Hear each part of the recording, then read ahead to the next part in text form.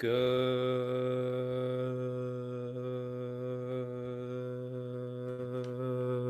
evening, everyone. Welcome back. Welcome back. Quarantine concert series, baby. We're at it again. Concert number 63. 63 in a row in like 47 consecutive days, something like that. I'm your host, Kabir Segal, coming to you live from my parents' place in the ATL. They are sleeping upstairs, but of course, hi, Mom, in case you're watching. Why are we doing this? Because the gigs have gone away. All the gigs have been canceled, and it's really an unfortunate time for the creative community. I got so many emails from friends saying, we don't have our concerts right now. We don't have our tours have been canceled. So we created this broadcast to put the spotlight back on the artists, back on the people who deserve it. They're the folks who share with us their vitality, their virtuosity, it's everything. And it's so important to support the creative community, the artists, of course, everyone connected to live events, the artists, the bookers, the promoters, the managers, a lot of people in the creative ecosystem. So that's the word on the street here. All about supporting artists. All kinds of ways to do it. You can buy the merchandise. You can buy the albums. You can stream. You can host a concert. You can be a patron on Patreon. So yeah, that's why we're doing this. And I want to give a special shout out to our sound and tech team at the beginning of the broadcast. Let's put their link up on the screen. Soundworksrecording.com. And that's Sandra and Camilo. If you need any kind of audio services, reach out to them. Video conferencing help. Some people have already reached out saying they want to do their own, web broadcast. Just reach out to these great folks. They're incredible people, and they're willing to help and throw some business their way, of course. All right, so I want to give a shout out to the folks at All About Jazz. Their incredible website. They are the most comprehensive jazz resource on earth. A lot of our programming on the show is jazz, and we try to vary the content. But thanks for distributing and simulcasting this music. If you're an artist, go make a website. Go make an artist page there. If you're a patron, go make a donation to this incredible website, All About Jazz. All right. One more thing. We've started a quarantine film series. I finished making my first film, and I was so excited to go to the film festivals, and they're all canceled. South by Southwest was canceled. Tribeca Film Festival was canceled. So a lot of filmmakers are in this predicament of, should I release my movie, or how do I get the distributors involved? So we have a spotlight on filmmakers who are making the films that you're going to be seeing on your streaming platforms in the next few weeks, months, and years. Frank Lecare, for example, did a film on Jose Feliciano, the wonderful singer-songwriter who wrote the song Feliz Navidad. So we do these in the morning, at 10:30 in the morning. We're going to do a couple this coming week. And it's a short, I think, 25-minute little broadcast conversations of forthcoming films to, again, support filmmakers. All right, one more thing, the word of the day. What is the word of the day? Our artist, his name begins with a T-E. So this word is inspired by him. So what's the word of the day? There's going to be a pop quiz. If you can tell me, if you watch the entire thing, this entire broadcast, and you can tell us what is the word of the day, you'll get a prize. What is the prize? A French bulldog holding or presenting you a trophy. Who doesn't want that, right? All right. Terzetto. That is the word of the day. Terzetto. Artist probably knows this word. A 3-voice compositional form of the 18th century, usually short, which may or may not be accompanied. Terzetto. Sounds Italian. So terzetto. Will there be a terzetto today? Stay tuned to find out. So we will see if there will. The person who's watching the previous broadcast, Helen Sung at 3 p.m., we had a winner. Let's see if they will be the defending champion in the pop quiz. All right. So where can you find us? You can find us everywhere. Find us on the Facebook. You can find us on the Twitter. You can find us on the Instagram. And by the way, if you're watching on Instagram, Terry, if you can see me, if you can scoot over into the frame.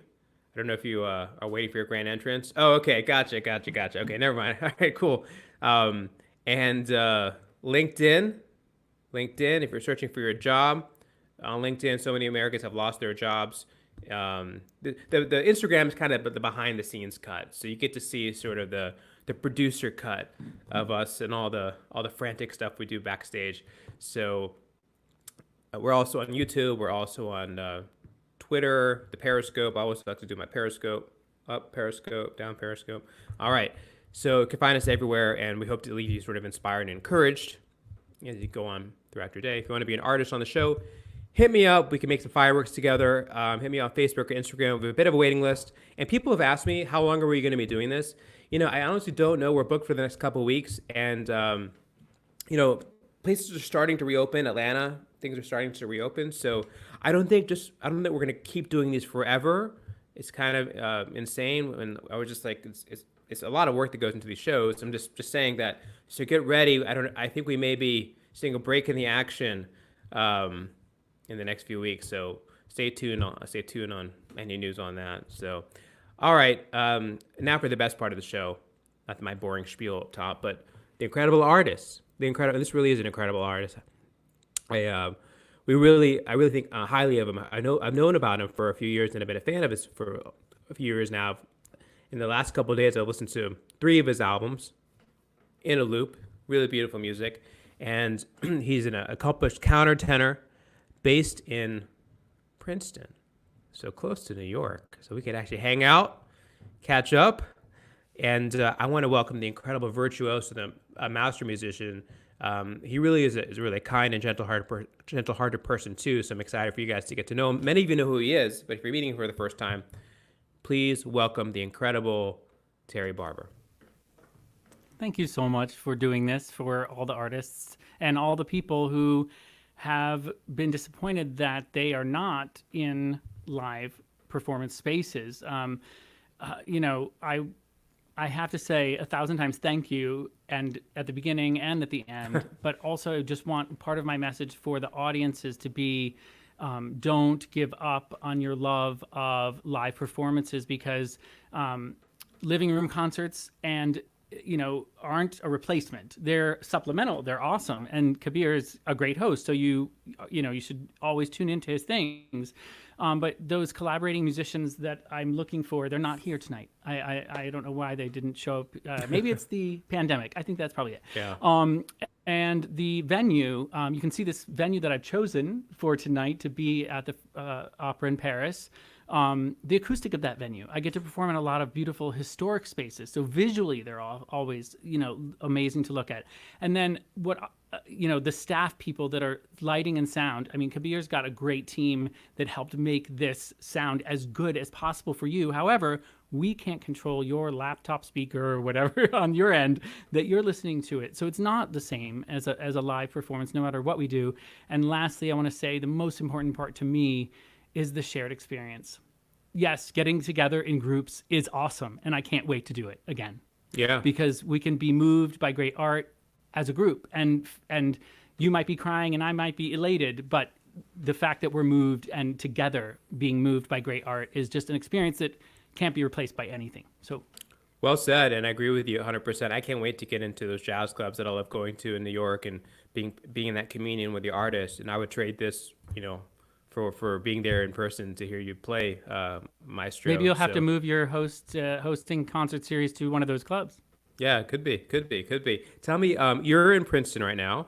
I'm in Atlanta. Everyone who's watching at home, tell us where you're broadcasting from, so we can share with Terry all the places he's lighting up around probably the world with his performance tonight. Tell me, Terry, how has the quarantine affected you? How has it affected what you were going to be doing? Well, I had about 20 concerts rescheduled so far. Now, one of those is being rescheduled like a year away, but most of them are being rescheduled in the first quarter of my tour season, which is fall and winter. So, not horrible news for me, as far as, but I did have 2 trips to Alberta and Saskatchewan that are being rescheduled, a concert in Sedona, Lake City, Ohio, Northern California, the Highlands, North Carolina, Watertown, Minnesota, near Minneapolis, Bonita Springs, Boca Raton, Mount Dora, Stuart, Florida. So if you want to know where I'm going to be, terrybarber.com. I try to keep it updated. Right now, it's a little bit of a cluster because all the agents are scrambling to say, who wants something when, and how are we going to make that all happen? But I invite you to. I have 6 active tour programs this season that I've been self-producing my own tour since 2013. So they range from classical to musical theater and even a rock show, which helps the audience get to know Freddie Mercury. And I'm going to give you a taste of what my voice does in those different areas tonight. I can't wait. I love your breath and just running through that repertoire, that sample repertoire you just mentioned, from musical theater to the classical stuff. It's amazing to see your breath. What is the day-to-day life like for you in for Terry Barber, quarantine edition? Do you have a schedule? Do you have to go for a daily walk? Do you practice a lot? What's it like right now? Unfortunately, I think I'm a victim not of the COVID-19 or coronavirus, but of the COVID-19, I'm calling it, which means that the refrigerator is really close, and I reward myself at every turn. I did something good. Oh, there's another snack. And also, my phone has been telling me you're getting 2,000 fewer steps than you were at this time last year because the airport is a long walk, and all those things. So my husband and I are homeschooling the kids. We moved to an area with some of the best schools in the country so that we would not be charged with our kids' education because we feel there are many more qualified people than we are. And so even though we both care about education, we care about it so much that we have chosen an area with great schools for the kids, which they are now partially accessing through videos, and we have 10-year-old twins, and we've all been a little bit stir crazy, to say the least. Gotcha. Well, Terry, some of the places that are tuning in, we have Edwardsville, Illinois. Hi, Aretha. How you doing? Lucy in Brooklyn, New York. Yay! Palm I voted City, for you. I'm not supposed to say that. Palm City, Florida. Elliott, Iowa. Let's see here. We have obviously New Jersey in the house, so close to you. You have some neighbors tuning in probably. Obviously St. Louis, so all over the place. So hi, Catherine. We would love to hear something. What would you like to begin your performance Sure. with? So I'm going to start off with a countertenor example. And this has actually kind of become almost like the countertenor international anthem, if you will. One of the most recorded and sung pieces from the Baroque period that countertenors tend to sing. Now, the role was originally written for a castrato. When you look at music history, countertenors are really important to doing works that were written for castrati because they can sing naturally very high. I often tell my audience, countertenors sing high in a natural way. I'm very happy to report. And castrati, on the other hand, sang very high in a horrifyingly unnatural way, of course.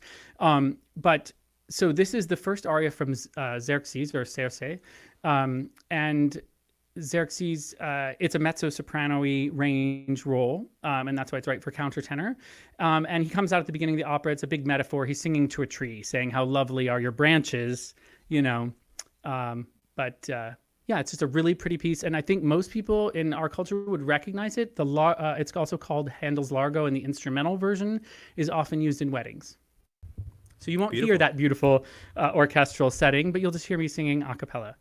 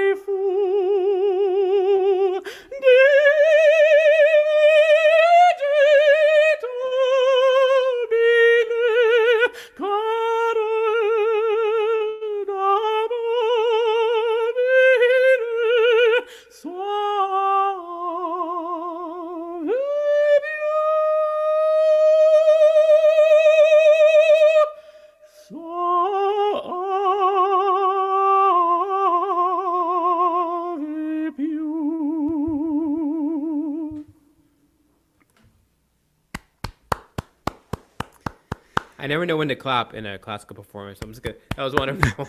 I'll just clap You when I know, moved. something that really bothers me about classical for our generation, I think I'm probably a little older than you are, but for our generation, something that really bothers me about classical, and I've spent my life trying to fight against it, and you'll see a lot of change in the last decade for sure, is that I was brought up being taught mostly that there were certain things about the etiquette for classical music that I was not part of. And I liken it to golf in a way. You're not wearing the right thing. You don't know when to clap. This isn't for you.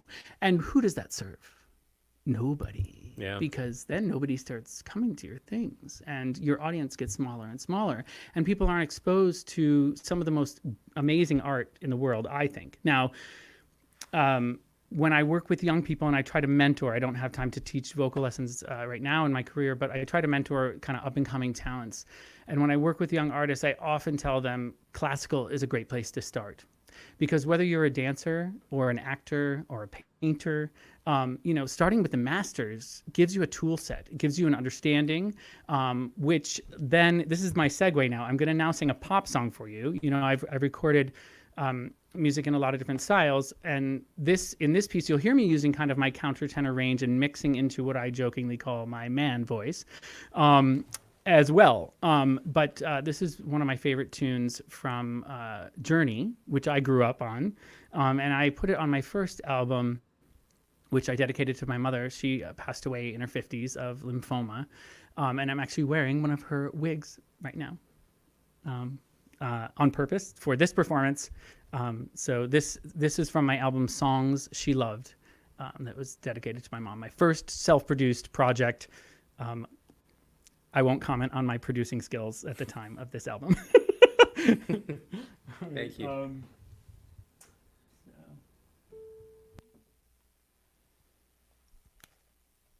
Lying beside you here in the dark, feeling your heartbeat with mine.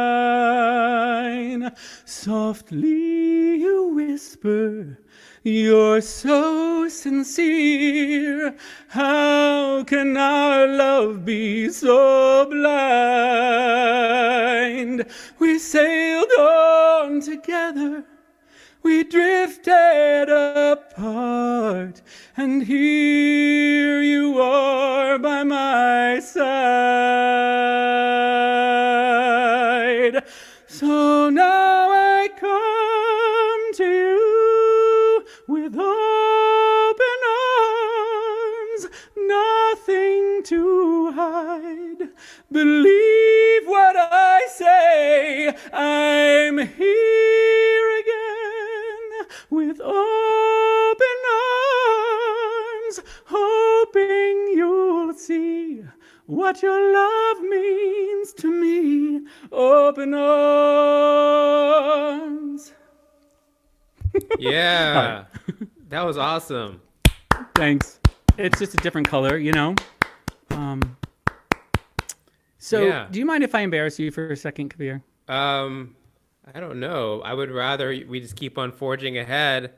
Depends how Well, you're I gonna just have to embarrass me. say, I've been watching these, and I wonder if everyone knows about you.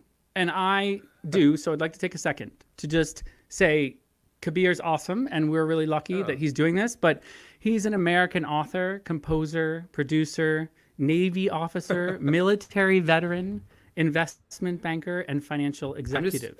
I'm just a host. Actually, where's this? Where's the mute button here? Oh, there it is. Okay. No, I appreciate it. Very kind of you. Very kind of you No. to say that. And he has 4 Grammys. No, but I think 4 Grammys. well, That's how we for met, me, actually, through the Grammy process, because I vote. Well, I would voting say member.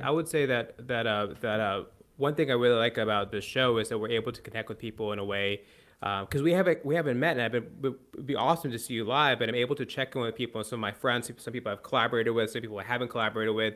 So it's awesome to be able to see you on the screen and to be having this experience. I would love to do this in person, and I appreciate you for saying that. It means a lot, and I also want to thank the incredible, as I did at the top of the show, the wonderful sound crew. If you have a question for wonderful Terry, please drop it in the comments. I'll be sure to pop it on screen. No questions off limits.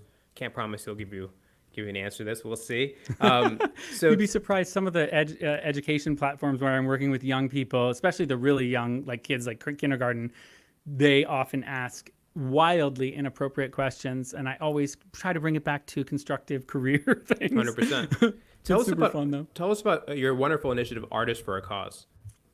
Thank you for asking about that. My mother was diagnosed with lymphoma, and I was working on my first solo album, working with producers in LA and London and England and New York. And I had a bunch of different material, and I didn't know what was going to go on the album. And she was my sounding board and one of my best friend. And all my family are really close. Like I shouldn't pick and choose, but my mom and I were super close. And so when I lost her, within a year of her diagnosis for lymphoma, is just unheard of. And she had gone through a stem cell transplant, and it was really hard. I didn't really know what to do. I thought, I can't look at that project. And a few months went by, and I remember thinking that would be the most horrible thing to her, like that she would have absolutely not have wanted her passing to hold me back in any regard. So I thought, well, I'll dedicate the project to her since she was so involved in helping me pick the songs. And so I dedicated to her. And then the first release of the album songs she loved, all the proceeds went to the Leukemia and Lymphoma Society. And then, so it was through their work with that organization, which was the third largest charity in the country at the time, that I started recognizing the needs of artists who were trying to do something in the community with their talent, and seeing that they needed an advocate, really, that the charities were doing great work, but they weren't artist management. And oftentimes when the artists were working with charities, they weren't using their management because they were trying to kind of give them a deal, or they didn't want, that extra percentage. But then they weren't kind of being looked after. So that was my inspiration for starting the organization, so that artists could give their best to the charities that they were working with, so that the charities would get more out of that partnership, and so would the artists. And now the programs have kind of gone wild under this umbrella of having a dual impact of both support for artists first, and then how can that talent be used in a unique way to meet any need in the community. So in St. Louis, we just had the 4th annual Dance for Food program, which has raised over 40,000 pounds of food to feed the hungry through a series of professional dance concerts where you can come and give non-perishable food to enter the program, enter the concert. So yeah, lots of fun projects for me, and I probably a retirement job that will keep me going forever, I hope, at some point. But right now I do it as a volunteer, on the side of my tours, which are about 80 dates in the U.S. and Canada mostly this season. Yeah, it's just an amazing initiative. If you want to find out more, click the link or check the link in the crawl at the bottom, a4ac.org, a4ac.org. I think people can make a donation there. That's and right. to support your wonderful causes. And if you want to find out about Terry, the man, the myth, a performing artist, go to terrybarber.com. So we have 2 websites, so you need to update your bookmarks. I also want to make sure that you go to Spotify and check out his incredible repertoire. We'll talk about some of his recent recording projects, but he has an extensive discography. And just listen to his recent stuff, listen to the old stuff too. It's all great. All the stuff in the can is great. So Spotify. It's on my to-do list, on my short list for you and I to work on something together. I know good. We've hinted at it, but terrybarber.com, a4ac.org. Boom. There are your links. One question coming in is, how do you take care of your voice on a daily basis? Is there any kind of like routine or exercise for that? For sure. It's a great question. It's interesting because the vocalist sensibility about the use of their voice is just different. So when I was in my 20s, I loved to go out dancing to clubs or to bars and loud restaurants and things like that. And now, especially, in the middle of tour season, I'm just super careful about that. Like I'll try to find the most divey places to go where nobody is and sit in the corner, or I'll come in and say, where can I get away from sound? When I'm always looking for that window of time off for my voice. I'll plan vocal rest into my schedule. I'm not one of those singers that says, if the humidity is not like this, then I can't do this or whatever. I don't have to have a scarf and I don't have a drink of water here right next to me, for example. Even though I'm very, very well hydrated and I know that I need to be, and I know that is a thing for sure. I do enjoy coffee. So, there are things that I work into my routine that are my voice and body are tolerating. Coffee might not be the best choice for singers. So there are a lot of things, but it develops over time. When I'm in a hotel room, I have a whole practice. So like, it can be very humid, very dry, especially in the winter. I was in Alberta in February. It was the coldest place on Earth, 40 below zero, one of the days that I was there. So like that whole, getting used to time changes and acclimating to 5,000 feet above sea level when you don't get as much oxygen and your phrase isn't going to last as long. I could go. This is a whole separate. Yeah. Well, we have a couple more. I'll try to squeeze in one more question. Colin wants to know, in a typical year, how many shows do you perform? So my personal quota that I've set is 50 on the road. And I was about 80 this season, luckily, because I had gotten almost 2/3 of that done before the coronavirus, pandemic and everything hit. So, for me personally, I'm not struggling as much as some of my collaborators who were maybe halfway through their season or just barely hitting their quota this year or whatever. This is a windfall year for me. I was gone almost 2 months in a row I saw my kids for 5 days right before this. So it was kind of strange that suddenly someone said I had to stay home with my family. And I was like, okay, that's a good idea. I like that. I will reconnect with them. They will remember who I am now. So yeah. Got it.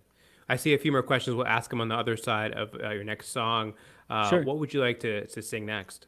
Next, my dad's gonna be mad because I stuck my tongue out. It's just a silly facial expression I guess I make, and that's why I'm making it, because this next song is definitely silly. This is from the first ever historical rap musical, Hamilton. And this song is one of the only kind of not rap and R&B pieces in the show. I love to sing it because it's funny, and King George may have been bipolar, or he may have had, he did have this other blood disease that as he got older, he started to unravel. And in this song, he's writing a letter to the colonists explaining that you'll be back, as though he were a jealous lover. So it's called You'll Be Back, and this is King George III. Okay, excuse me for a moment while I get myself ready here. Okay, I'll be right back, I promise.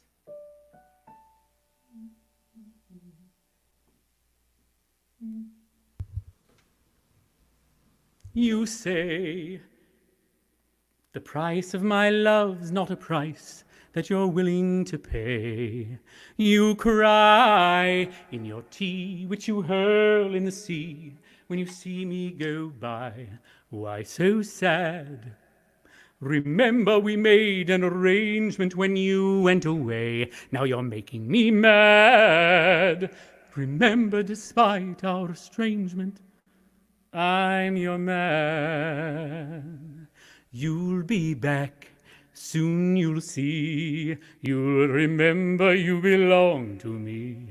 You'll be back, time will tell. You'll remember that I served you well. Oceans rise, empires fall. We have seen each other through it all. And when push comes to shove, I will send a fully armed battalion to remind you of my love. Da da da da da. Da da da da da ya da da da da da da ya da da da da da da da da da da ya da da da da da. You say our love is draining and you can't go on. You'll be the one complaining when I am gone.